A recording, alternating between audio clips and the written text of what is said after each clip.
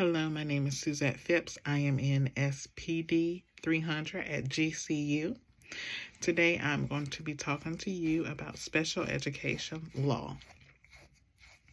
A brief history of special education starting from 1970s to today. Also, a description of 2 court cases about parental rights and student education rights. And then 3 or 4 resources that South Carolina parents or any guardians or anyone that wants to learn about special education can look up their references from. To start off, let's talk about the special education judicial decisions. Children with disabilities received equal opportunity during the civil rights movement of the 1950s and 1960s. Many parents and advocate groups for children with disabilities began their own movement by using the U.S. federal court system to compel states to provide equal educational opportunities and rights for children with disabilities. There, we are going to talk about the FERPA, Free Appropriate Public Education Programming, which formatted the opportunity for students to have a class in the public schools. Also, we are talking about the IDEA, which is Individuals with Disabilities Education Act, which was formed in 20 U.S.C. Section 1400. As we know, many children were denied access to education and opportunity to learn. In the 1970s, U.S. school education educated only 1 of 5 children with disabilities, and many states had laws excluding certain students, including the blind, deaf, emotional disturbed, or intellectual disabilities. Since 1975, significant progress has been made towards meeting major national goals for developing and implementing effective programs and services for early intervention and special education and related services. In 2004, the Individuals with Disabilities Education Act was amended again.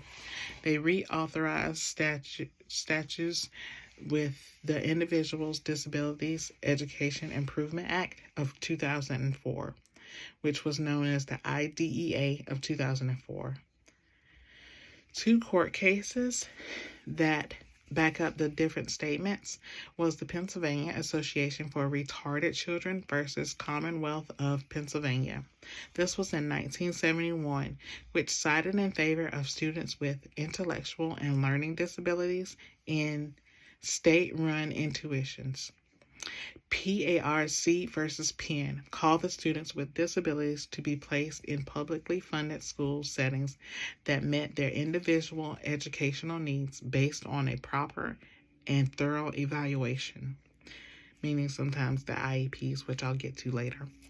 In the Mills versus Board of Education of the District of Columbia, which was in 1971, the U.S. District Court for the District of Columbia students classified as exceptional.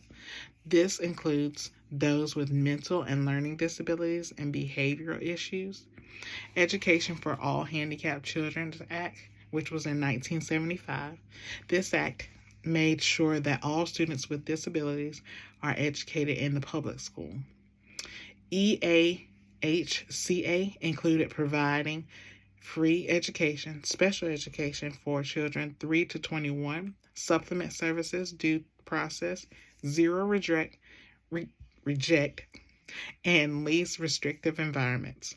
In 1975, least restrictive environment, which is LRE, means that students with an IEP must also get regular education classes if possible.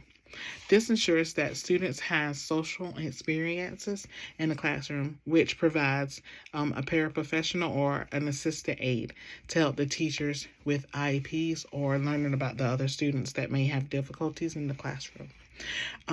Ronald Reagan signed the Handicap Act, which is Handicap Children's Protections Act, which was a law given to parents of the children with disabilities, and this helped the act promises people with special educations will have the same rights as everybody. This includes both school and at work. And they in 2002, they started the act No Child Left Behind Act.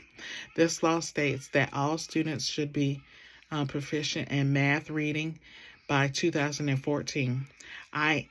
IDEA reauthorized that in 2004 also. A few references was the history of special education important landmark cases, which is Jeffrey Fort in 2017. The website is www.fortlawgroup.com. History, special education, important landmark cases. And then for the South Carolina Department of Education, which is https://ed.sc.gov, district school special education services and parents resources. Center for Parent Information and Resources, which is found at parentcenterhub.org. And these resources you can all find for the students that have special education, also for any parents that want to refer back to resources that can help their child. Thank you for listening.